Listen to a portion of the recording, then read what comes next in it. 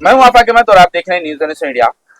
धारावी का विकास यूं ही शुरू हुआ है या इसमें कोई खेल हुआ है, या गौतम अडानी जी को ये प्रोजेक्ट देने के लिए पूरे महाराष्ट्र का गेम खेलकर, सरकार गिराकर, ये पूरे लैंड स्कैम करने के लिए गौतम अडानी को दिया गया है, या फिर ये कह लीजिए कि इसके अंदर और भी कोई खेल है क्या। उन तमाम खेलों को समझने के लिए आज हमारे साथ तीन ऐसे लोग हैं जो इस प्रोजेक्ट को और धारावी को, महाराष्ट्र को बहुत अच्छी तरीके से जानते हैं। आज चर्चा उनसे करेंगे कि ये धारावी का प्रोजेक्ट धारावी करो के लिए बनाया गया था या इसका प्रोजेक्ट अडानी के लिए बनाया गया है। क्या इसका विकास धारावी से होने वाला है या धारावी के लोगों का होगा या अडानी का होगा। इन तमाम चीजों पे हम चर्चा करेंगे और विशेष चर्चा की शुरुआत हम करेंगे वो राहुल गांधी जी के लेटर से, क्योंकि राहुल गांधी जी ने कहा है कि नफरत के बाजार में मोहब्बत की दुकान खोल रहा हूं, तो उस मोहब्बत की दुकान से किसी को प्रेम पत्र गया है, उस प्रेम पत्र पर हम खास बात करेंगे। और ये प्रेम पत्र था इसी पर जब ये प्रेम पत्र जाता है तो अचानक इसी जवाब नहीं देते, उसका जवाब देवेंद्र फडणवीस देते। उस पर भी हम चर्चा करेंगे। तो हम इस पर चर्चा में बात करने के लिए हमारे साथ मुंबई कांग्रेस के प्रवक्ता शकील चौधरी जी हैं और उसी के साथ साथ शिवसेना के प्रवक्ता आलम सर हमारे साथ हैं, और धारावी बचाओ आंदोलन को लेकर हमारे साथ डॉक्टर जावेद मौजूद है। आप सभी का हमारे चैनल में स्वागत है। सबसे पहला सवाल हम चौधरी साहब आपसे ही लेंगे कि ये प्रेम पत्र था क्या, ये लेटर क्या था, क्या बातें उसमें लिखी हुई थी। आफाक भाई, आप जानते हैं, आप धारावी के निवासी हैं, हम सब धारावी के निवासी, हम लोग बहुत बेहतरीन तरीके से समझते हैं इस समय धारावी का क्या हाल है। आपने जिस तरह से पत्र से कहा, नेता विपक्ष सम्माननीय राहुल गांधी जी ने जिस तरह से लोकसभा में 3 फरवरी को ही अपना ये सारे सवाल रेस किए थे और 7 फरवरी को प्रेस कॉन्फ्रेंस करके भी चुनाव आयोग से सवाल पूछे थे। ये सवाल कोई नया नहीं है। 2024 में विधानसभा और लोकसभा के बीच का जो एक मैनेजमेंट चुनाव आयोग द्वारा किया गया, उसी मैनेजमेंट को लेकर सवाल था। और राहुल गांधी ने जो सवाल पूछा वो रिकॉर्ड से सवाल था, सिस्टम से सवाल था। जिस तरह से दोनों चुनाव लोकसभा और विधानसभा के बीच में 5 महीने में जिस तरह से वोटों में खेल किया गया, क्योंकि आप जानते हैं लोकसभा में कितना बेहतरीन इंडिया अलायंस का रिजल्ट महाराष्ट्र में कितना बेहतरीन था। जो बीजेपी ने यहां पर मात्र 5 महीने में इतना बड़ा गेम करते हुए 89% रिजल्ट निकाला, जो आप 5 महीना पहले 32% उसका परिणाम था।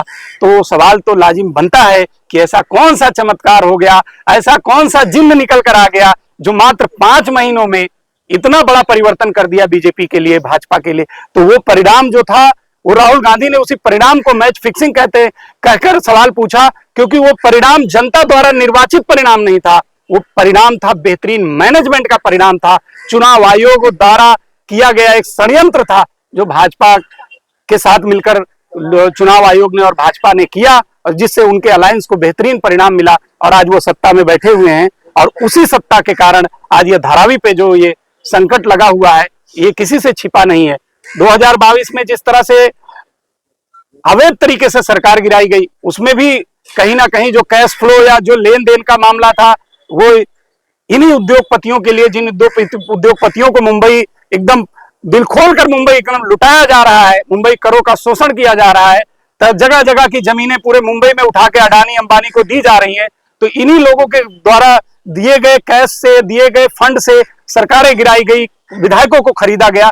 वही क्रम आगे बनाने के लिए, क्योंकि पता था हमारी पार्टी ने, हमारे अलायंस ने, सम्मान्य वर्षाताई गायकवाड़ जी जो यहाँ से विधायक हुआ करती थी, और सम्मान्य उद्धव ठाकरे जी जो वो हमारे सीएम थे, उन लोगों ने स्पष्ट कहा था कि अगर सरकार पलटती है तो पहले दिन का पहला निर्णय कोई आएगा तो धारावी का टेंडर आएगा। आलम भाई, अगला सवाल आपसे है मेरा कि जिस तरह से राहुल गांधी ने चिट्ठी लिखी, उसमें बहुत सारी बातें उन्होंने लिखी, उसमें उन्होंने महाराष्ट्र की सरकार गिराने के कारण भी लिखे हैं और ये बताया कि धारावी का जो प्रोजेक्ट है, वो प्रोजेक्ट जो है अडानी को देने के लिए, गौतम अडानी जी को देने के लिए ही सरकार गिराई गई थी। आखिर क्या मामला था, क्यों पहले शिंदे जी को गिराया गया, फिर उसके बाद पूरी की पूरी सरकार उनकी बहुमत से लाई गई, वजह क्या थी, क्या था आपसी मामला? जैसा भी शकील भाई ने बताया कि राहुल गांधी ने जो भी डिमांड किया, उनका जायज डिमांड था और उसका जवाब इलेक्शन कमीशन के देने के बजाय देवेंद्र फडणवीस दे रहे हैं। धारावी बचाओ आंदोलन एक समिति काम कर रही है, उसके साथ शिवसेना पार्टी, कांग्रेस, एमवीए महाविकास आघाड़ी जोर से लगी हुई है। इसका पहला आंदोलन शायद आपने देखा होगा, उद्धव साहब ने अपनी निगरानी में किया था, जो बहुत अच्छा मैसेज गया था और धारावी के लोगों ने उसमें बढ़ चढ़ के हिस्सा भी लिया था और उसकी आवाज ऊपर तक गई थी। बट धारावी डेवलपमेंट जो है एक बहुत बड़ा स्कैंडल है। कैसे? ये स्कैंडल ऐसा है ना आफाक भाई कि इस प्रोजेक्ट को पाने के लिए सबसे पहले तो बीएमसी का इलेक्शन रोका गया है, उसके बाद षड्यंत्र करके उद्धव सरकार गिराई गई, जो महाविकास आघाड़ी सरकार थी उसको गिराया गया। आप ये कह रहे हैं कि सिर्फ सरकार गिराने का मकसद था कि धारावी प्रोजेक्ट उनको दिया जाए? डेफिनेटली धारावी प्रोजेक्ट तो बड़ा मुद्दा है, ऐसे महाराष्ट्र लेवल पे कई मुद्दे हैं। अच्छा, लेकिन उनमें ये बहुत बड़ी एक वजह धारावी डेवलपमेंट है, क्योंकि धारावी डेवलपमेंट जो है ना, Dharavi is the centre of Mumbai city, BK भी नजदीक। हाँ, इसका नाम दिया जा रहा है धारावी रीडेवलपमेंट। ये रीडेवलपमेंट नहीं है, ये बिजनेस हो रहा है, बिजनेस। रीडेवलप किसका होता? अगर आप बोलते हैं हम धारावी कर के लिए घर बना रहे हैं, हम पूरे धारावी वालों को घर बनाएंगे, उनको यहाँ रिहेबिलिट करेंगे, उसके बाद जो जगह बचेगी फिर सरकार प्लान करेगी उसका क्या करना है। यहाँ तो जिनका घर है, जिनको रीडेवलपमेंट करना है, उनसे बात ही नहीं हो रही है, उनको पता ही नहीं उनके साथ क्या होने वाला है। जो मैंने आपको हमेशा बताया कि इनकी बातें ऐसी होती है कि एक काम करते हैं, इनको हम विक्रोली पे सॉल्ट लेन में डाल देते हैं, फिर वो नहीं है, इनको अक्सा बीच में डालते हैं, खाड़ी में सही रहेगा, फिर अचानक उनका मूड चेंज होगा, नहीं इनको डंपिंग ग्राउंड में फेंक देते हैं। तो मतलब मजाक कर रहे हो आप, क्या कर रहे हो आप? आपकी नीति क्या है? आप करना क्या चाहते हो? आपकी मंशा क्या है? एक नाथ शिंदे साहब को लाना वो एक षड्यंत्र का हिस्सा था, यूज एंड थ्रो पॉलिसी थी, सिर्फ और सिर्फ धारावी के लिए। डेफिनेटली धारावी मैंने फिर बोला भाई को एक बड़ा मुद्दा है। ऐसे और महाराष्ट्र लेवल पे बहुत सारे इश्यूज है। अभी आप बताइए, जो गोवंडी और देवनार का डंपिंग ग्राउंड है, उसको क्लीन करने के लिए 22,000 करोड़ का 2,000 टेंडर निकाला। क्या वजह है इसकी? और उसके लिए आपने कर लगा दिया, और भी टैक्स जो है पब्लिक दे, कहा कचरा क्लीन करने के उसमें आपने टैक्स लगा दिया। तो ये सारी आपकी सोची समझी रणनीति और पॉलिसी के तहत आप काम कर रहे हो। शिंदे साहब आए और टाटा बाय बाय हो गए, षड्यंत्र से स्टेट गवर्नमेंट आई और उनको हटा दिया गया। अब उनका कोई वजूद है? अब उनका कोई वजूद नहीं है, अब उनकी बीजेपी को जरूरत भी नहीं है। अब इन्होंने बीएमसी इलेक्शन क्यों रोक के रखा है कि बीएमसी का सारा फंड इनको यूज करना है, बीएमसी अपने हाथ में चलाना है, और आगे ऐसे कई काम है जो बीएमसी में अगर इनकी सरकार नहीं हुई तो काम रुक सकता है। इसलिए ये पूरी प्लानिंग से बीएमसी इलेक्शन पे भी काबिज होना चाहते हैं। तब तक ही ये अजीत पवार और शिंदे साहब को अपने साथ लेके रखेंगे, बाद में इनको किसी की जरूरत नहीं है। ये बहुत बड़ा स्कैंडल है। इसमें धारावी लोग जो जिनका डेवलपमेंट होना है उनसे कहीं बात नहीं की जा रही है, वो डरे हुए हैं, सहमे हुए हैं। कल ही आप भी वहां मौजूद थे, कल रात को आदित्य साहब विजिट किए काला किला हमारे सेना शाखा पे, और उन्होंने यही सारी बात बताए कि डेवलपमेंट किसका हो रहा है, धारावी कर का हो रहा है कि अडानी का हो रहा है। तो यहाँ पे सारी हकीकत घूम के आ रही है कि अडानी का डेवलपमेंट हो रहा है। Adani is a businessman. Javed sir, हम आपसे जानना चाहेंगे कि अडानी जी कहते हैं कि मैं सिर्फ और सिर्फ धारावी को एक अलग आकार देना चाहता हूँ, धारावी के लोगों का भविष्य सुधारना चाहता हूँ, मुझे इसमें पैसे का कोई रोल नहीं है, पैसे की जरूरत नहीं है मुझे, मेरे पास बहुत सारे पैसे।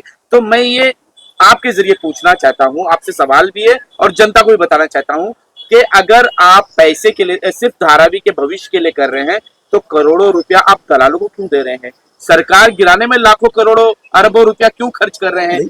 क्या आप बिजनेसमैन नहीं है? 100 रुपए की जगह लाखों रुपया आप कमाना नहीं चाहते हैं?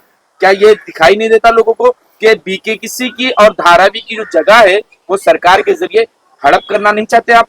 क्या धारावी करों का विकास होगा या अडानी का विकास होगा इस धारावी के प्रोजेक्ट से?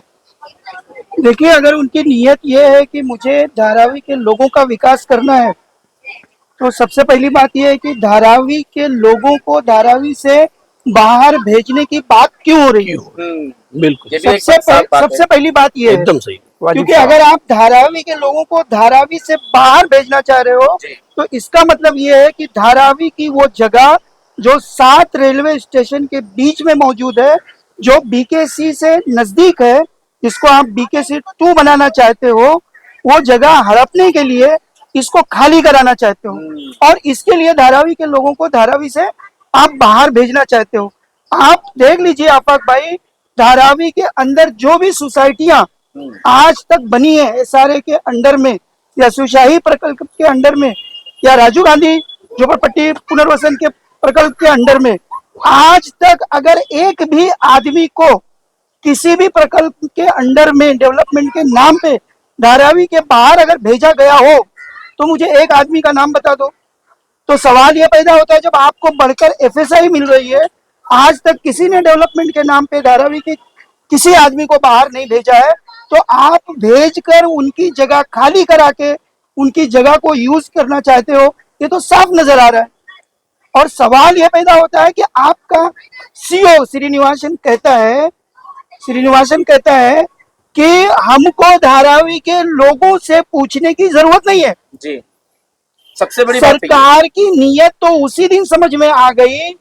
आप समझो अफक भाई, दुनिया में कोई भी फैक्ट्री जब बनती है, कोई भी company under company law registered होती है, तो प्रमोटर का हिस्सा ज्यादा होता है क्योंकि उसको प्रमोटर बने रहना है। तो सरकार ने यहाँ तो 80% दे के खुद ही जो है प्रमोटर उसको बना दिया। तो यहाँ से सरकार की नीयत समझ में आ रही है, जिसका 80% हिस्सा होगा वो प्रमोटर बनेगा और प्रमोटर जो है वो जिसकी मेजोरिटी होगी वो डिसीजन लेगा। तो सरकार की नीयत यहाँ पर खुद ही है कि हम धारावी वालों का हाथ पैर काट के अडानी के हाथ में दे दिया गया है। आज एक बात बताओ, देश के अंदर लोकतंत्र है क्या राजतंत्र है? लोकतंत्र के अंदर अगर ये एक सीओ बयान दे रहा है मीडिया में कि हमको धारावी के लोगों से पूछने की जरूरत नहीं है, एक परिवार के अंदर परिवार का मुखिया भी परिवार के लोगों से राय लेता है कि मैं ये करने जा रहा हूं, सही है गलत है। आज एक सीओ मतलब क्या? Appointed CO.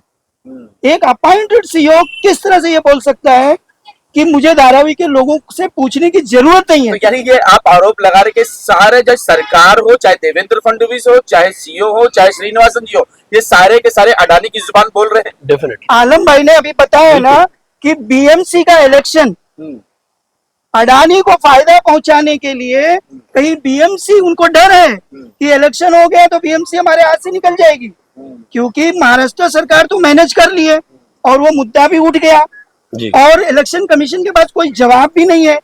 आनंद फानन इलेक्शन कमीशन ने पूरी पर्चियां बदली कर दी, उसको डिस्पोज कर दिया।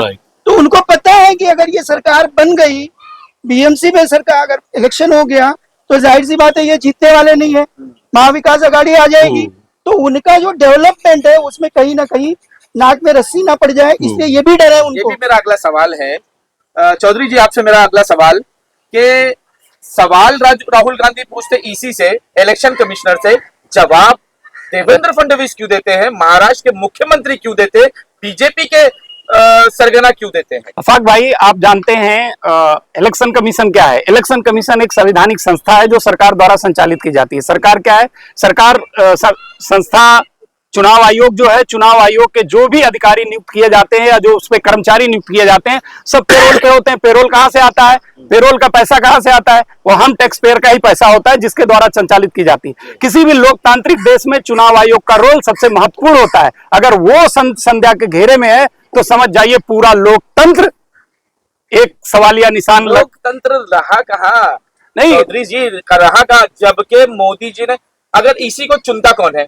इसी को चुनने का प्रावधान ये था कि एक अपोजिट पार्टी होगा, एक सत्ता दल होगा और एक सुप्रीम कोर्ट का जज होगा। हाँ। जब इन्होंने जज को ही निकाल दिया, अब उसमें कौन अपोजिट वालों की बात सुनेगा? इसी का चयन वही करेगा जिसके हाथ में पट्टी। अफाक भाई, मैं आगे आपको सवाल पे ला रहा हूँ। जो सवाल था राहुल जी का, हमारे नेता विपक्ष सम्मानीय राहुल गांधी जी का जो सवाल था, वो यही सवाल था कि अगर 2024 में मई में चुनाव होते हैं और उसमें वोट होता है, आप 2024 नहीं 2019 में, 2019 से 2024 तक के बीच में पांच साल में 31 लाख वोटर बढ़ते हैं। 5 साल में 31 लाख वोटर बढ़ते हैं और मात्र 5 महीने में 41 लाख वोटर कैसे बढ़ जाते हैं? ये सवाल का जवाब कौन देगा? और अगर ये बढ़े तो ये वोटर कहां से आए? ये वोटर कौन है? इनका और इलेक्शन कमीशन का जवाब देने का जो दायित्व इलेक्शन कमीशन का है, क्योंकि वो एक संवैधानिक पद पे बैठा नेता विपक्ष, देश का सबसे बड़े दल का नेता विपक्ष। आपसे सवाल तो उठते हैं ना कि अगर जो वोटर पढ़ते हैं तो वो रात में क्यों 7 बजे के बाद वोटिंग क्यों होती है? और अगर 7 बजे के बाद वोटिंग होती है तो सवाल जायज है कि आप बताओ कि कौन लोग थे, कैसे दिए, और 18 साल के उम्र के ज्यादा लोग थे, तो इतने लोगों को जो समय लगा है वो कितना समय लगा वोट देने में, वो भी बताइए। वही सवाल था कि साथ में हरियाणा का चुनाव हो रहा था, यहाँ 7.83 का टेम्पर्ड हो रहा है, वहां सिर्फ 2% का क्या नाम इंक्रीजमेंट हो रहा है। तो ये सवाल वही सबसे बड़ी बात सेम वही सवाल था कि ये जवाब कौन देगा। बिल्कुल। अगर चुनाव आयोग एक संवैधानिक पद पे बैठे नेता विपक्ष को नहीं जवाब दे पा रहा है, एक शासन कर रही है एक पार्टी चुनाव जवाब दे रही है, तो एक चिंता का विषय है कि ये भविष्य के लोकतंत्र के लिए फिर ये चुनाव लड़ने की जरूरत क्या है। तो ये एक सवाल नेता विपक्ष ने, कोई जरूरी नहीं है कि अभी 2 दिन पहले जो सवाल आया सम्मानीय राहुल गांधी जी के, 2 दिन पहले का नहीं, उन्होंने हाउस में भी इसको बहुत ही गंभीरता से सत्ता से और सदन में बैठे क्या नाम ने स्पीकर से सवाल किया था। उसके बाद 4 दिन बाद 7 फरवरी को उन्होंने ये सवाल प्रेस कॉन्फ्रेंस में भी पूछा था, मगर चूंकि ये सत्ता शासन में गलत तरीके से निर्वाचन किए हुए अधिकारी जिस तरह से गलत तरीके से इनका सिलेक्शन हो रहा है, ये घाघ बने हुए हैं किसी सवाल को जवाब देने के लिए। मामला अपना उत्तरदायी हाईकोर्ट में भी चल रहा है और हाईकोर्ट के जज ने भी कहा है कि जो वोटर है उनकी लिस्ट जारी करो, जो लोगों ने वोट दिया है उसके बारे में बताया जाए। उस पे भी अफाक भाई, उस पे भी एक चिंता है। हाँ। क्योंकि जब हाईकोर्ट ने कहा कि इसको सीसीटीवी फुटेज, वीडियोग्राफी और शाम के वोटिंग का जो भी 5 बजे के बाद की वोटिंग है इसको प्रकाशित किया जाए, या इससे जो भी क्या नाम लोग आपत्ति लगा रहे हैं उनको शेयर किया जाए, तो क्या किया सरकार ने निर्वाचन संचालन नियम 1961 की धारा 93/1 को बदल दिया। ये पता चलता है ना कि यहाँ गोलमाल है। अगर सब कुछ सही था तो बताने में क्या दिक्कत थी। तो धारावी का प्रोजेक्ट भी तो इसी तरह दिया गया है, सारे नियमों को बदल कर ऐसे नियम लाए कि इसमें अडानी जी परफेक्ट हो जाए। हाँ, तो सरकार ही इसीलिए तो चाहिए थी। हाँ। और सरकार भी इतनी मजबूत चाहिए थी कि अलायंस भी उनके सामने घुटने टेके रहे। इसीलिए उसी बीजेपी को जहां 32% का स्कोरिंग हो रहा है, वही बीजेपी 89% स्कोर कर रही है, 149 में लड़कर 132 जीत रही है। तो ये समझ से परे है कि ये कैसे हो रहा है। तो सवाल ये पूछना, कोई क्या नाम, आप सवाल हम बार बार पूछेंगे जब तक हमें एक परफेक्ट उत्तर नहीं देती है चुनाव आयोग, क्योंकि चुनाव आयोग कोई ये जरूरी नहीं है कि वो चुनाव आयोग आलम भाई हमें उत्तर ना दे। उसका दायित्व बनता है कि नेता विपक्ष को पूरी तरह से उत्तर देके संतुष्ट करे। आलम भाई, अगर क्या उद्धव साहब की सरकार होती तो क्या अडानी को प्रोजेक्ट मिल पाता? क्या ये सारे नियम बदल दिए जाते? क्या धारावीकरों को बाहर जाना पड़ता? क्या सॉल्ट पैंट की जगह ली जाती? क्या डंपिंग ग्राउंड की जगह ली जाती? क्या ये तमाम काम हो पाते? क्या देखो, ये चीजें तो कहीं से समझ में नहीं आ रही। 600 एकड़ डेवलपमेंट के लिए आप किसी बिल्डर को 1800 एकड़ अलॉट कर रहे हो। पहली बात तो लोगों की ये चीजें समझ में नहीं आ रही बात। और रही बात हमारे उद्धव साहब ठाकरे की, तो हमारी जो सरकार थी महाविकास आघाड़ी बहुत अच्छे से चल रही थी और हम जनता को महाराष्ट्र में सभी जात, समुदाय और धर्म के लोगों को एक साथ लेके चल रहे थे। बहुत अच्छा काम हो रहा था। और आपको पता है बीजेपी की जो पॉलिसी है वो कहीं ना कहीं माइनॉरिटी के अगेंस्ट में होती है। अच्छा, ये एक बहुत बड़ा मुद्दा है। हिंदू मुस्लिम आप बीच में ला रहे हैं। मैं माइनॉरिटी की बात कर रहा हूँ, उसमें और भी कई कम्युनिटीज आती है, सिर्फ मुस्लिम्स नहीं आते हैं, और भी कम्युनिटी आती है। तो इनका टारगेट कहीं ना कहीं माइनॉरिटी होता है और माइनॉरिटी को इनडायरेक्टली टारगेट करना, धारावी पे ये माइनॉरिटी को डायरेक्ट टारगेट नहीं कर सकते थे। इन्होंने एक डेवलपमेंट का मुद्दा लाया, इनडायरेक्टली यहाँ पे भी माइनॉरिटी टारगेट हो रही है। विकास के नाम पे विनाश किया जा रहा है, क्योंकि विकास जो रह रहे उनका नहीं हो रहा है। अडानी आके यहाँ बिजनेस कर रहा है, वो यहाँ के लोगों को बाहर फेंक रहा है। तो धारावी डेवलपमेंट कहाँ से हुआ? ये तो अडानी जो डेवलपमेंट हुआ, जो बीजेपी गवर्नमेंट को फंडिंग कर रहा है, जो एमएलए वगैरह को जो लोगों ने बताया, जैसे तोड़ के खरीदे गए, सारी जो बड़े लेवल पे सेटिंग हुई, हम लोगों को तो पता नहीं, वो सारी चीजें सुनने में आती है बातें। तो ये सारे फंडिंग इन्हीं के जरिए हो रहा है। और मैं एक चीज बोलूं, रही बात उद्धव साहब ठाकरे की, तो अगर उनकी सरकार आई तो उद्धव सरकार जो है डेवलपमेंट के खिलाफ नहीं है। तो आप आवाज क्यों उठा रहे हो? हम आवाज उठा रहे हैं हर नुक्कड़ पे, जवाब दे रहे, हर नुक्कड़ पे, हर सभा में। हमारे प्रवक्ता संजय राउत साहब का स्टेटमेंट सुन लीजिए आप, उन्होंने हर जगह जा रहा है। उन्होंने हमेशा राहुल गांधी साहब ने जो भी सवाल किया है उसकी पजीराई की उन्होंने, और उनके साथ कदम से कदम मिला के हमेशा खड़े रहे। और रही बात में, सुनिए, लेट मी कंप्लीट। महाराष्ट्र चुनाव से लेकर उद्धव साहब ठाकरे डेवलपमेंट के खिलाफ नहीं। अगर उद्धव साहब ठाकरे होते तो हम डेवलप करते, लेकिन हम धारावी करों के लिए डेवलपमेंट करते, उनके बेटरमेंट के लिए काम करते। हम अडानी या बिल्डर के लिए काम नहीं करते। हमारी सरकार महाविकास आघाड़ी डेवलपमेंट के खिलाफ नहीं है, लेकिन हमारी जो सरकार है वो किसी एक पक्ष के हाथ में सारी ताकत दे देना और मनमानी करना, जैसे यहाँ बता रहे संविधान को ताक पे रख के राज करना, एक हुक्मरानी ताकत ये सारी चीजें हम नहीं होने देते। अगर हमारी महाविकास आघाड़ी फिर आती है फ्यूचर में तो धारावी का विकास होगा और हर धारावी कर का भी विकास होगा उसमें। जावेद भाई, आलम भाई ने कभी बात उठाई है, बहुत ही इम्पोर्टेंट बात उन्होंने उठाई है। उन्होंने कहा है कि हमेशा राजनीति का खेल रहा है। आज हम दिल्ली में भी देख रहे हैं, पूरे हिंदुस्तान में हम देख रहे हैं कि बीजेपी जो है हर झुग्गी झोपड़ी पर बुलडोजर चला दे रही है। लोगों से उनके पेपर भी नहीं मांग रहे, उनसे पूछ भी नहीं रही, उनके घर बर्बाद कर दे रही है। दिल्ली हमारे सामने कल का वाकया है कि किस तरह से उन्होंने हिंदू मुस्लिम सारों के घर गिरा दिए, लेकिन ये धारावी में बुलडोजर नहीं चला पा रहे हैं। इनका मकसद तो है धारावी में बुलडोजर चलाना, लेकिन ये चला नहीं पा रहे हैं क्योंकि यहाँ ये मिनी इंडिया है। हर प्रकार के, हर धर्म के लोग यहाँ रहते हैं, हर देश के लोग यहाँ पर आकर बसते हैं, जिसकी वजह से उन्हें डर महसूस हो रहा है। तो इन्होंने नया खेल निकाला है कि धारावी के विकास के नाम पर धारावी जो अरब डॉलर दे रही है वो सब बर्बाद हो जाए, वो सब खत्म हो जाए। छोटे उद्योग से लेकर सारे बड़े उद्योग खत्म हो जाए, तमाम इंडस्ट्रियों को बर्बाद कर दिया जाए। यही क्या उनका मकसद है, या सारी जमीन उठाकर बीकेसी से मिलाकर अडानी का उद्योग करना है, अडानी का उद्योग बढ़ाना है, अडानी का विकास करना है? क्या यही वजह है क्या? देखिए, वो एक पिक्चर आई थी, लौ के लिए कुछ भी करेगा। तो यहाँ पर अभी एक नई पिक्चर बनना चाहिए और ये बन रही है, शूटिंग चालू है कि अडानी के लिए कुछ भी करेगा। संसार अडानी के लिए कुछ भी करेगी। बिल्कुल। आप देखिए, अभी जो यहाँ बातें हुई, महाराष्ट्र की सरकार बदल दी गई, बीएमसी का इलेक्शन नहीं हो रहा है, सीईओ कह रहा है कि धारावी के लोगों से पूछने की जरूरत नहीं है। और आफाक भाई, आपको मालूम होना चाहिए कि जो इन्होंने जीआर बनाया है, 4 अक्टूबर 2024 का, अगर वो जीआर आप पढ़ो तो वो जीआर ऐसा नहीं लगता है कि किसी लोकतांत्रिक देश का जीआर है। वो लगता है जैसे किसी डिक्टेटर ने किसी डिक्टेटरशिप वाली कंट्री में बनाया है, हुकुमशाही। उसमें ये भी लिखा हुआ है कि जो इस प्रोजेक्ट के खिलाफ बोलेगा उसके ऊपर कानूनी कार्रवाई होगी, जो इसकी मुखालिफत करेगा उसको इस प्रोजेक्ट में जो है लिया नहीं जाएगा। तो आप समझ लीजिए कि अडानी के डेवलपमेंट करने के लिए क्या क्या खेल खेला जा रहा है।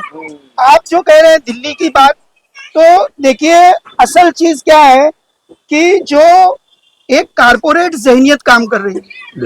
कारपोरेट का मकसद क्या है? कारपोरेट का मकसद क्या है कि जो छोटे उद्योग हैं, इन सब लोगों को खत्म करना। आप जो है ये धारावी के खाली उद्योग की बात मत कीजिए। मैं डॉक्टर हूँ, क्लिनिकल इस्टेब्लिशमेंट लॉ बनाया गया है और क्लिनिकल इस्टेब्लिशमेंट लॉ को लागू करने का भी सर्वे चालू है साइड बाय साइड। अच्छा। और अगर वो लॉ लागू हो जाता है तो जितनी जनरल प्रैक्टिशनर क्लिनिक है, ये सारी क्लिनिक बंद हो जाएंगे, ताले लग जाएंगे, क्योंकि उनके जो टर्म एंड कंडीशन है, उन टर्म एंड कंडीशन के हिसाब से अगर मैं जनरल प्रैक्टिशनर होके क्लिनिकल इस्टेब्लिशमेंट लॉ अपनाता हूँ तो एक पेशेंट मेरी क्लिनिक में घुसेगा तो कम से कम उसको 1000 रुपया पे करना पड़ेगा। तो जाहिर सी बात है कि ये गरीब लोग 1000 रुपया पे नहीं कर पाएंगे। तो हम जैसे लोग जब उनको सर्व कर रहे हैं, हमको हमारी क्लिनिक को बंद करा दिया जाएगा और कारपोरेट क्लिनिक्स आएंगी जो उनके लॉ को फुलफिल करेंगे। उसी तरह से ये छोटे जब उद्योग बंद हो जाएंगे तो लोग बेरोजगार होंगे। जब ये लोग बेरोजगार होंगे तो बड़े बड़े कारपोरेट को सस्ते मजदूर मिलेंगे। यही सेम चीज आजादी के मोमेंट में गांधी जी ने भी जब देखा कि अंग्रेज भी यही काम कर रहे हैं कि हमारा घरेलू रोजगार को तबाह कर दिया जा रहा है ताकि ये लोग घरों से बाहर निकले और अंग्रेजों से नौकरी मांगे, तो गांधी जी ने कहा था कि मतलब देश की चीजें स्वदेशी अपनाओ। सेम उसी स्क्रिप्ट के ऊपर ये फिल्म चल रही है और हम लोग ये बड़ी छोटी छोटी चीजों में उलझे हुए हैं। आप देख लीजिए, जब प्रधानमंत्री जी जीते हैं तो जीतने के बाद उन्होंने पूरी दुनिया का दौरा किया, तो लोग क्या समझ रहे थे कि पूरी दुनिया में बिजनेस लेने के लिए या लोगों से ताल्लुकात अच्छे करने जा रहे हैं, लेकिन उसके पीछे षड्यंत्र ये था कि वो अडानी के जैसे मेडिकल का रिप्रेजेंटेटिव होता है ना, तो वो एक्चुअल में अडानी के रिप्रेजेंटेटिव के तौर पे वो बांग्लादेश गए, बिन बुलाए पाकिस्तान गए। वो कौन सी एक छोटी सी अफ्रीकन कंट्री में जाके वहां अडानी को पावर, आज पाकिस्तान को पावर जो है ना इंडिया से, जब कोई बात होती है पाकिस्तान का ये बंद कर दो वो बंद कर दो, अडानी जो पावर सप्लाई कर रहा है पाकिस्तान को, सोलर पावर, उसको क्यों नहीं बंद किया जा रहा है? तो पता ये चल रहा है कि ये देशवासी अलग है और इनका बिजनेस अलग है। आप जो एक पूछ रहे थे ना आलम साहब से हाँ। कि जो है फडणवीस जी क्यों जवाब दे रहे हैं, एक्चुअल में कंपनी का मालिक कोई और है, ये सब कंपनी में काम करने वाले लोग हैं जो उनको रिप्रेजेंट कर रहे हैं। अब अगला सवाल इसी बात पर आलम जी आपसे ही मैं कर जी। लेता हूं ताकि वक्त ज्यादा हो रहा है, हम लोग जी, खत्म बिल्कुल, करना चाहते हाँ, हैं। एक बिल्कुल। से दो सवाल लेकर खत्म करना है। तो सवाल यही है कि सवाल इसी से होता है, जवाब फडणवीस जी क्यों देते हैं, इतने तिमिला क्यों जाते हैं? अगर आपको जवाब ही देना है तो उनके सवालों के जवाब क्यों नहीं देते, क्यों नहीं बता देते कि इतने वोटर आए कहां से, कौन लोग हैं, क्यों है, और ये सारे के सारे बीजेपी को ही क्यों वोट दे रहे हैं? ये देखिए आफाक भाई, ये करप्ट सरकार है, इनके लिए कोई नया नहीं है। अच्छा। इलेक्शन कमीशन से सवाल किया गया और फडणवीस साहब जवाब दे रहे। इनके वित्त मंत्री से पूछा जाता है तो रेल मंत्री जवाब देता है, रेल मंत्री से कोई सवाल किया जाता है तो डिफेंस मिनिस्टर जवाब, डिफेंस मंत्री और जवाब नहीं होता तो आईटी सेल कूद जाते हैं। आईटी सेल कूद जाता है, एनआईए कूद जाता है। तो इनके यहाँ पॉलिसी, इनके यहाँ जिसका जो सेक्शन है, आप उससे सवाल करोगे वो जवाब नहीं देगा, जवाब देने कोई और ही आ जाता है। क्योंकि इनके पास जो इनके मंत्री वो है, वो क्या काम करें उनको खुद को पता नहीं होता, क्योंकि उनको ऑर्डर ऊपर से आता है। और वो जब सुबह ऑफिस पहुंचते हैं तो उनके टेबल पे नोटिफिकेशन आ चुका रहता है कि आज क्या क्या काम करना है, उनको कोई डिसीजन नहीं लेना है। तो ये आपके लिए मतलब ये हमारे लिए कोई बड़ी बात तो नहीं है। इसका साथ गोदी मीडिया भी दे रही है क्या? डेफिनेटली पूरी पूरा- सर गोदी मीडिया की वजह से ही तो इनका प्रचार हो रहा है। आज ये- पूरे पूरे हिंदुस्तान में हाँ। मास्टर प्लान को लेके जो अडानी का प्रचार चल रहा है, पूरा उल्टा प्रचार चल रहा है। धारावी करो को पता ही नहीं, Definitely. और वहां ऐसा लग रहा है कि इस वक्त हमारा पूरे मीडिया बाग फूल खिल गए हैं इस धारावी वक्त में। हमारा मीडिया 150 के नीचे रैंकिंग पे है और सब अपने आप को नंबर 1 फैलाते हैं। तो आप इससे समझ सकते हैं इससे बड़ा मजाक हमारे देश के साथ क्या होगा, जिनका वर्ल्ड लेवल पे रैंकिंग 150 के नीचे है और वो हर कोई अपने आप को नंबर 1 बताता है। अभी हमारा वो अंजना एक बहुत बड़ी हमारे इंडिया की रिपोर्टर है, आज तक को कहेंगे आप उनको? हाँ, अब क्या बोले उनको, जो काम कर रही है वो रिपोर्टर जैसे ही काम कर रही है। उन्होंने एक बच्चा उनसे सवाल कर रहा था इसी नहीं, में के तो उनको प्रवक्ता कह रहे हैं। प्रवक्ता तो मतलब बैक स्टेज से है, अच्छा। ऑफिशियली वो रिपोर्टर है, जी। जर्नलिस्ट है। तो उन्होंने भी एक डिबेट था, किसी में एक बच्चा उनसे सवाल कर रहा था कि जो इंटरनेशनल लेवल पे हमारे मीडिया की फजीयत हुई है, तो उन्होंने वहां से माइक हटा लिया। तो मतलब इनके पास कैसा, हम जो बोलेंगे सुन लो। आखिरी सवाल तीनों से मेरा एक ही सवाल, जी। बारी बारी आपको छोटे छोटे जवाब देने हैं कि जिस तरह से अडानी को ये प्रोजेक्ट दिया गया है और अब मास्टर प्लान बन गया है और अब पूरी तरीके से धारावी की जमीन को हथियाने का पूरा कार्यक्रम बन चुका है, अब धारावी बचाओ आंदोलन क्या कर लेगी, कांग्रेस पक्ष क्या करेगी और शिवसेना पक्ष क्या करेगी? तीनों से मेरा सवाल। शिवसेना देखो, हम धारावी बचाओ आंदोलन के लिए धारावी के लोगों के साथ है और हम आखिरी वक्त तक लड़ेंगे।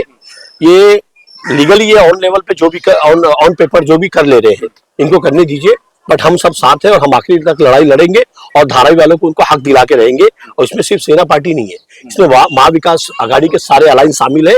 हम सब मिलकर लड़ेंगे, धारावी के लिए लड़ेंगे। धारावी किसी पार्टी की बपौती नहीं है, ये एक बोलते ना हिंदू मिनी इंडिया है। धारावी करो। यहाँ पे सारे समाज, सारे जाति, सारे धर्म के लोग हैं और हम सब मिलके इस कॉर्पोरेट सेक्टर को हराएंगे और हम इसके लिए आखिरी वक्त तक लड़ाई लड़ेंगे, जो होगा। हाँ, जिस तरह से बताया मैं आपको, हमको सिर्फ उन 12,000 बूथों का सीसीटीवी फुटेज, वोटर लिस्ट चाहिए, जिन पर रात को शाम को 5 बजे से लेकर 11 बजे तक बीच में 7.83% जो 71 लाख वोट कैसे बढ़ गया उसका हिसाब चाहिए और उसका हिसाब चुनाव आयोग को देना पड़ेगा। अगर नहीं देता है, अगर चुनाव आयोग नहीं देता है तो 100% ये एक मैनेजमेंट वाला चुनाव था जो ये सरकार चल रही है, ये अवैध सरकार चल रही है। सरकार में या विपक्ष में इतनी ताकत नहीं है कि वो बीजेपी से या ईसी से जवाब ले सके, क्योंकि वो कोई ना कोई गेम खेलेंगे, किसी ना किसी तरह से आप पर कोई आरोप लगाएंगे और जेल भेजेंगे। अच्छा, तो एक बात आप बताइए, विपक्ष में रहते हुए हम सवाल ना करें तो किससे क्या करें?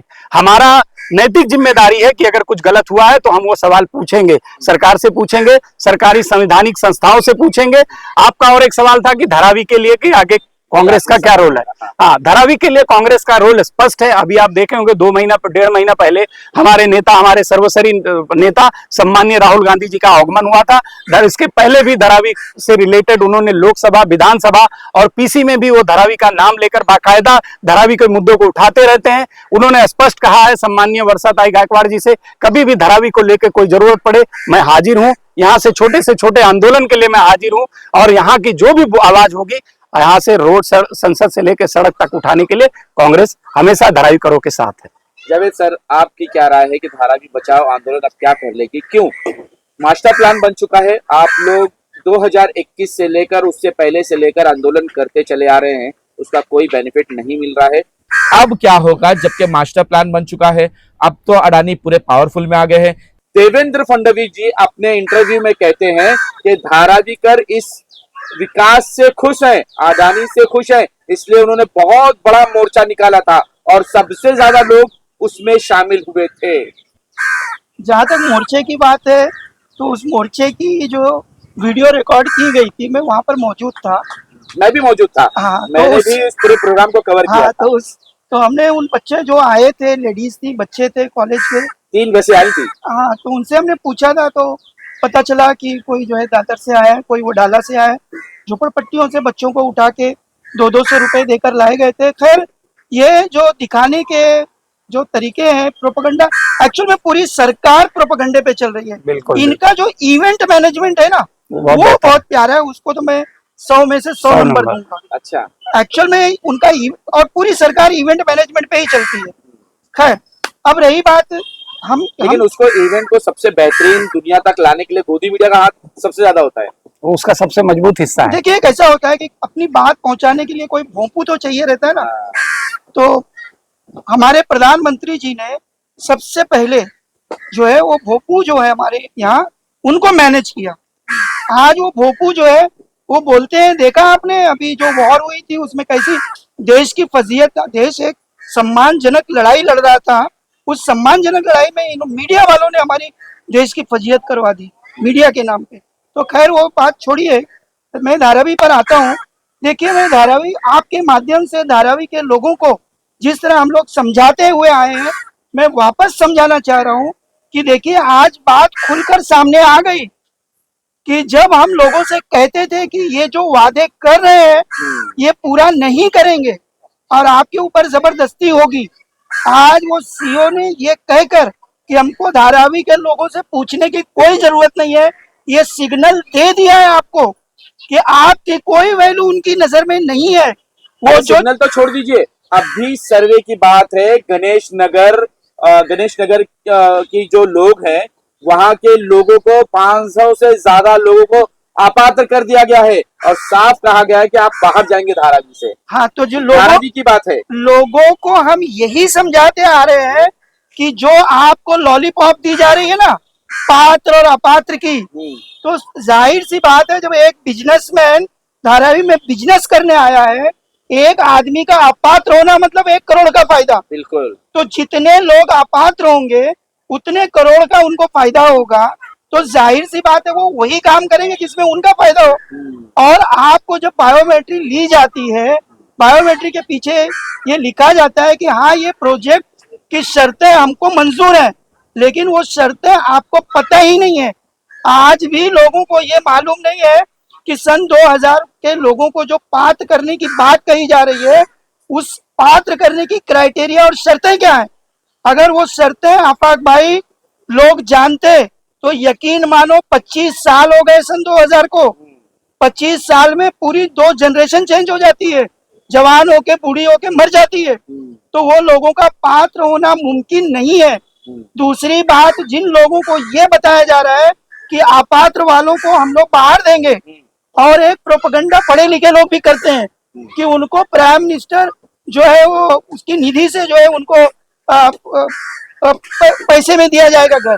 तो मैं आपको बता दूं, ये जो सब्सिडी वाली बात है, आवास योजना, आवास योजना में जो घर नहीं मिलने वाला, सुनिए, जो सब्सिडी है उसकी अमाउंट सिर्फ 2.5 लाख रुपए है, और घर की कीमत कितनी होगी इन्होंने बताया नहीं। जो लोग भी अपात्र होंगे या जिनको माले के बदले रूम दिया जाएगा उनको धारावी के बाहर पैसे में दिया जाएगा, किराए पर और दिया जाएगा। उसमें लिखा हुआ है, किराए का वर्ड इसलिए यूज किया है कि उनको मालूम है कि धारावी में कोई खरीद नहीं पाएगा, और खरीदने की जो कीमत है वो किसी को बताई नहीं जा रही है कि कितने में घर मिलेगा।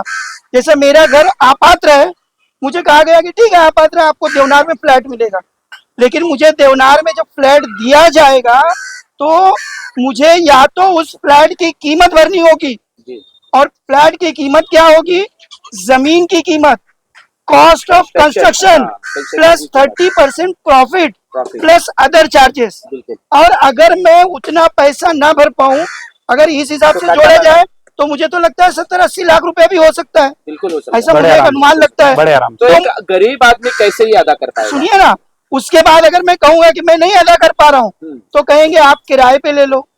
तो किराए पे जहां पर हमारे यहाँ माले पे लोग 5-6 हजार रुपया किराए को भी ठीक से नहीं दे पाते हैं, ये महीने का किराया अगले महीने ले लो, अगले महीने ले लो, उसकी शर्तों में लिखा हुआ है कि किराए के मकान, जो मकान की फ्लैट की कीमत होगी उसका 0.261%, अगर मान लीजिए उसकी कीमत मोटा मोटा 1 करोड़ रुपए अगर किसी फ्लैट की कीमत हो तो उसका 0.261% होता है 26,100 रुपए, और वो भी हर साल 5% बढ़ेगा। दूसरी उसकी शर्त यह है कि आपको वो किराए के मकान 11 महीने की लीज पर दिया जाएगा। 11 महीना पूरा होने के बाद फिर अगले 11 महीने, और भाड़े की शर्त यह है कि एडवांस में उनके बताए हुए खाते में, बैंक में खाता खोलना पड़ेगा, एडवांस में किराया भरना पड़ेगा, और वो किराया एडवांस में 7 दिन में कट जाएगा। अगर वो जैसा हम लोग नहीं पहले मोबाइल का रिचार्ज कराते, बड़ा आसान और- समझ रहा धारावी कर, लेकिन सुनिए, ये शर्तें जब उस पर शर्त- लागू होंगी हाँ, तब पता चलेगा उसे शर्तें कि पेपर देना, सर्वे करवाना कितना फायदेमंद और फायदेमंद, कितना नुकसान हाँ, हुआ है उससे। और अगर हम लोग 7 कभी दिन मना में, ही करते आए हमेशा। चौधरी साहब 7 दिन में अगर वो भाड़ा आप एडवांस में नहीं भर पाए तो आपको एक नोटिस आएगा, और वो नोटिस वैलिड होगा 15 दिन के लिए। 15 दिन में अगर आपने भाड़ा नहीं भरा तो आप हमेशा हमेशा के लिए उस घर से निकाल दिए जाएंगे। ऐसा और भी बहुत सारी शर्तें हैं, जो समय का कमी है। मैं चाहूंगा कि सारे लोग 4 अक्टूबर 2024 का जीआर अगर पढ़ ले तो उनको दौड़ा के भी अगर घर दिया जाएगा तो भाग जाएंगे, घर नहीं लेंगे।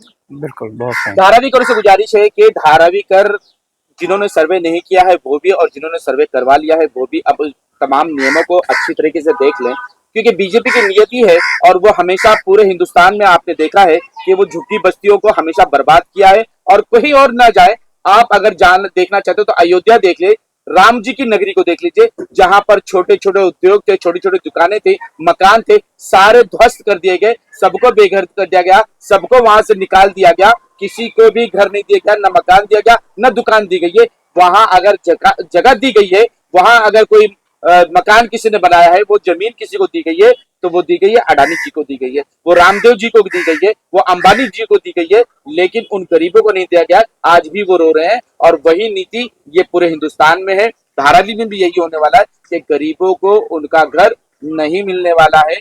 ये सारा खेल, ये सारी प्रॉपर्टी, ये सारा जो भी महाराष्ट्र में गेम खेला गया है, चाहे वो एकनाथ शिंदे जी को लेकर हो, चाहे उद्धव साहब को लेकर हो, चाहे सरकार को लेकर हो, ये तमाम चीजें सिर्फ और सिर्फ जमीन हथियाने के लिए, धारावी की जमीन को हथियाने के लिए खेल खेला गया है। और ये खेल बदस्तूर चालू है और चलता रहेगा जब तक धारावी कर जमीन पर नहीं उतरेंगे, जब तक वो रोड और सड़कों पर नहीं उतरेंगे, उनके साथ बहुत बुरा होने वाला है। और एक बात अगले इंटरव्यू में मैं लेने वाला हूं, ये बात जो होगी वो ये होगी कि जिन लोगों ने 2000 के पहले का घर भाड़े खरीदा है, एग्रीमेंट बनाया है, क्या उनको घर मिलेगा या नहीं मिलेगा, उनके लिए क्या शर्तें होंगी, उनके लिए क्या नियम होंगे, इन तमाम चीजों पर मैं अगला डिबेट लेने वाला हूं, अगली बातें करने वाली। लेकिन तब तक और आपके घरों को लेकर है तो आप सबको उसमें शामिल होना है और दिखाना है कि धारावी कर अभी भी जाग रहे हैं।